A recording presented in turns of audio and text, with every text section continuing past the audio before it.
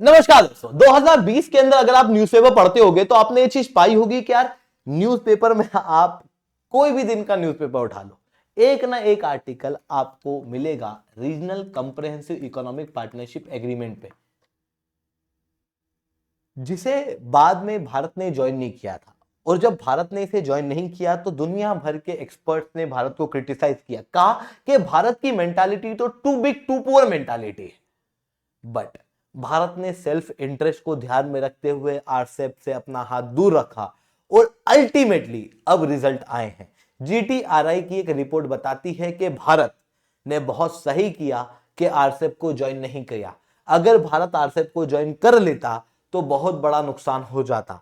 3 साल के अंदर जमाने भर के डाटा को इकट्ठा करके ये रिपोर्ट रिसेंटली निकाली गई है। तो दोस्तों सवाल उठता है कि आरसेप क्या है, आरसेप में भारत ने क्यों ज्वाइन नहीं किया और इसकी वजह से क्या नुकसान भारत के हो सकते थे। आने वाले समय में भारत को अगर खुद को प्रोटेक्ट करना है इस तरीके के ट्रेडिंग ब्लॉक से तो भारत और क्या कर सकता है। इन सारी चीजों को मैं शुभेंदु चौहान डिटेल में आप लोगों के साथ में चर्चा करूंगा। बट उसके पहले आप लोग मेरे साथ में एसआरसी10 टेलीग्राम ग्रुप के ऊपर जुड़ सकते हो। मेरे क्लास की अपडेट, पीपीटी, पीडीएफ सब कुछ आपको मिल जाएगी। यूपीएससी सीएससी की तैयारी करना है, इंडिया के टॉप एजुकेटर से ऑफलाइन क्लास के अंदर पढ़ना है तो आप लोगों के पास में अच्छा मौका है। अनअकैडमी अब केवल ऑनलाइन नहीं रहा, अनअकैडमी अब ऑफलाइन भी आ चुका है। दिल्ली करोलबाग मुखैना के अंदर, प्रयागराज के सिविलाइज और बिहार के पटना के अंदर ऑलरेडी हमारे सेंटर्स खोले जा चुके हैं, जहां पर इंडिया के टॉप एजुकेटर्स आप लोगों को ऑफलाइन क्लास के अंदर कंप्रिहेंसिव यूपीएससी सीएससी की तैयारी कराएंगे।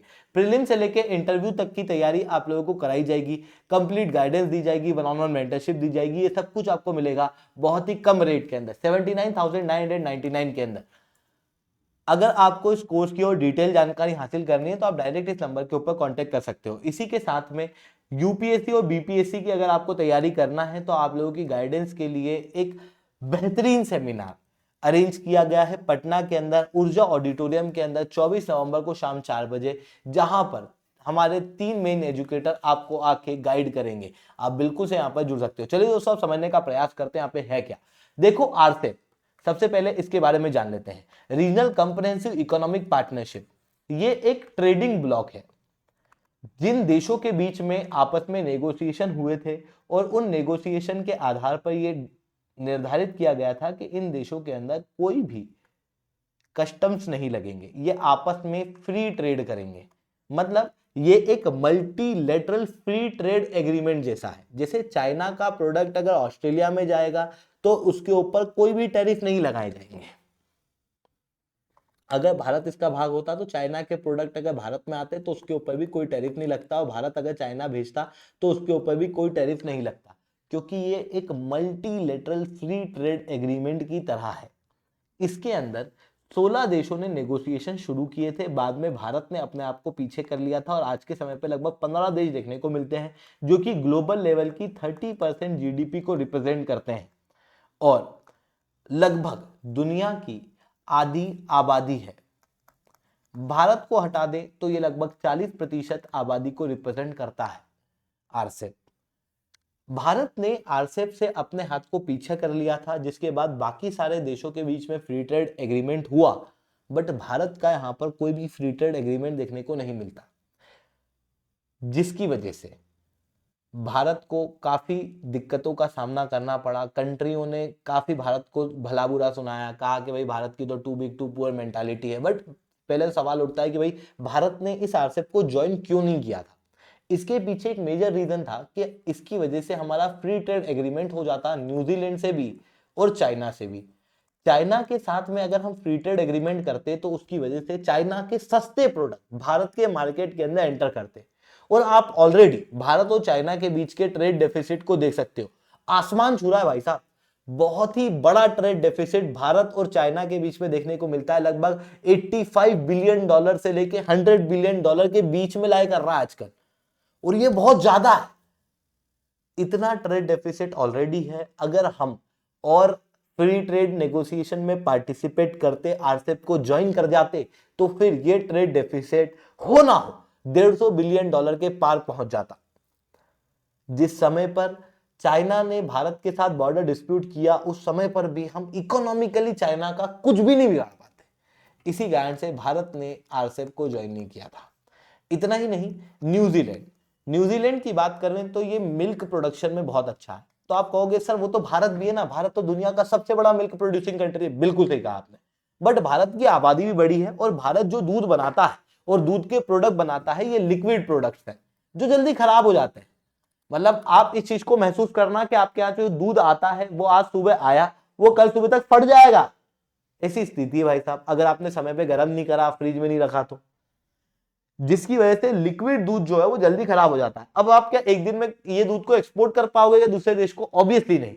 तो भारत का जो ओवरऑल दूध का एक्सपोर्ट है वो नेग्लिजिबल है। बट अगर मैं न्यूजीलैंड की बात करूं तो न्यूजीलैंड दूध के सॉलिड प्रोडक्ट बनाता है, जैसे मिल्क पाउडर है और दूसरे प्रोडक्ट, और ये खुद कंज्यूम कम करते हुए दूसरी कंट्रियों को एक्सपोर्ट करता है। क्लियरली आप देख सकते हो 93% तक जो दूध न्यूजीलैंड में बनता है वो एक्सपोर्ट होता है और बहुत सस्ते रेट में दुनिया भर में जाता है। अगर न्यूजीलैंड को भी हम फ्री एक्सेस दे देते भारत के मार्केट का, तो भारत की जो एक बड़ी डेयरी इंडस्ट्री है वो भी नष्ट हो जाती।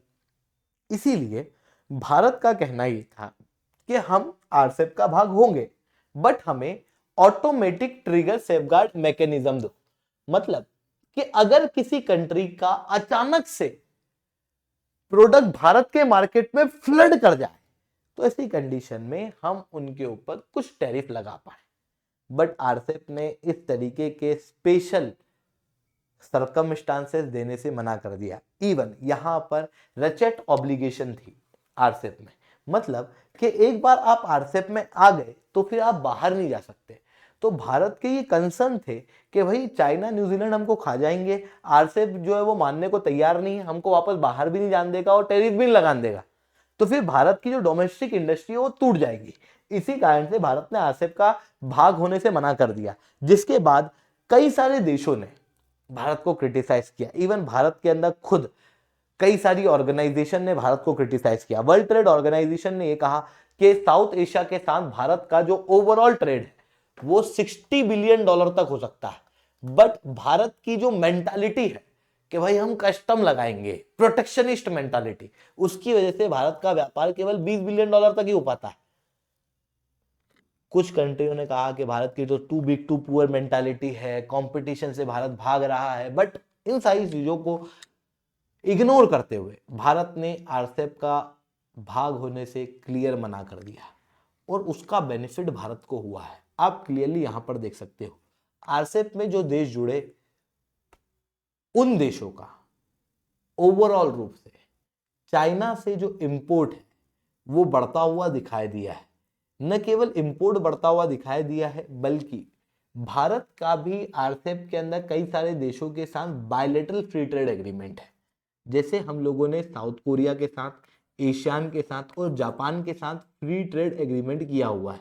इन एफटीए के होने के बाद भी भारत का जो ट्रेड डेफिसिट है इन देशों के साथ बड़ा है। मतलब हम फ्री ट्रेड को करने के बाद एक्सपोर्ट नहीं कर पा रहे, हम इंपोर्ट ज्यादा कर रहे हैं। एशियान के साथ में हमारा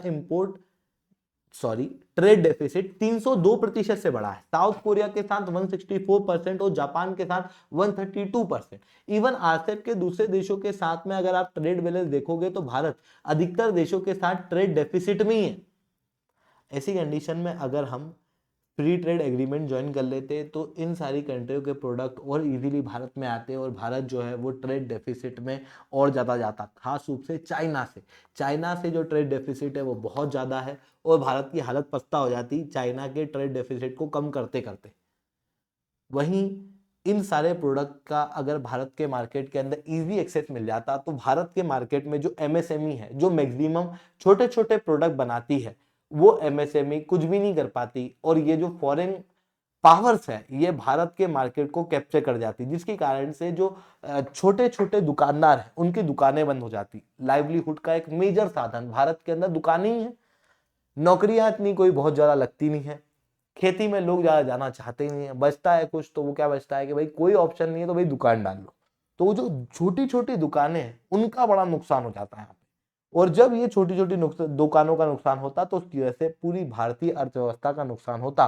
ऐसा ये ये कह रही है GTRI की रिसेंटली आई रिपोर्ट। इवन इस रिपोर्ट ने यह भी कहा कि भारत को तो आरसेप ज्वाइन करने की जरूरत थी ही नहीं, क्योंकि भारत के ऑलरेडी फ्री ट्रेड एग्रीमेंट है 15 में से 13 देशों के साथ, 2 देशों के पास साथ नहीं है, चाइना और न्यूजीलैंड, उनके साथ हमको करना भी नहीं है। इस कारण से जो भी स्थिति है वो सही है। बट यहाँ पर एक मेजर कंसर्न ये है कि क्यों ऐसा होता है कि कोई भी ट्रेड ब्लॉक के अंदर हम ज्वाइन करते हैं तो सोचना हमें ही पड़ता है, क्यों दूसरे देश इतना नहीं सोचते, क्यों चाइना इस तरीके के फ्री ट्रेड एग्रीमेंट में बहुत ज्यादा आतुर रहता है, क्योंकि ऑब्वियसली चाइना का इस तरीके के फ्री ट्रेड एग्रीमेंट में उसका बेनिफिट है, क्योंकि चाइना एक्सपोर्ट ओरिएंटेड कंट्री है, सस्ते रेट के अंदर बहुत ज्यादा सामान चाइना दूसरी कंट्रियों के अंदर एक्सपोर्ट करता है। बट भारत की वो स्थिति नहीं है। और ऐसी कंडीशन में देखो, ऑलरेडी हम लोगों को 70-75 साल आजादी के हो चुके हैं, अभी भी हम इस तरीके की मेंटालिटी रखने की बजाय भारत की डोमेस्टिक इंडस्ट्री को दूसरे देशों के साथ कॉम्पिटिटिव बनाना बहुत ज्यादा जरूरी है।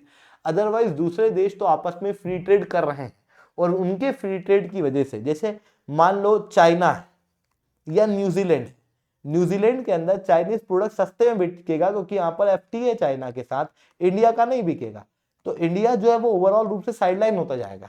ऐसी कंडीशन में भारत को इंटरनल इकोनॉमिक रिफॉर्म करने की जरूरत है, ताकि फ्री ट्रेड एग्रीमेंट होने के बाद भारत अपना ट्रेड डेफिसिट ना बढ़ाए, बल्कि भारत का ट्रेड सरप्लस बढ़े। दूसरे देश सोचे कि भारत के साथ अगर फ्री ट्रेड एग्रीमेंट करेंगे तो भारत के प्रोडक्ट हमारी कंट्री में फ्लड कर जाएंगे। इतना कॉम्पिटिटिव मार्केट भारत का होना चाहिए। आई होप ये सारी बातें आपको समझ में आई होंगी। लेक्चर अच्छा लगा हो तो लाइक करना, लेक्चर बहुत अच्छा लगा तो नीचे साथ रिटर्न कमेंट करना। यूपीएससी सीएससी की तैयारी करना, इंडिया के टॉप एजुकेटर से ऑफलाइन क्लास के अंदर पढ़ना है तो आप लोगों के पास में अच्छा मौका है। अनअकैडमी अब केवल ऑनलाइन ही रहा, अनअकैडमी अब ऑफलाइन भी आ चुका है, हमारे सेंटर्स खोले जा चुके हैं। अगर आप चाहते हो तो उनके अंदर विजिट कर सकते हो।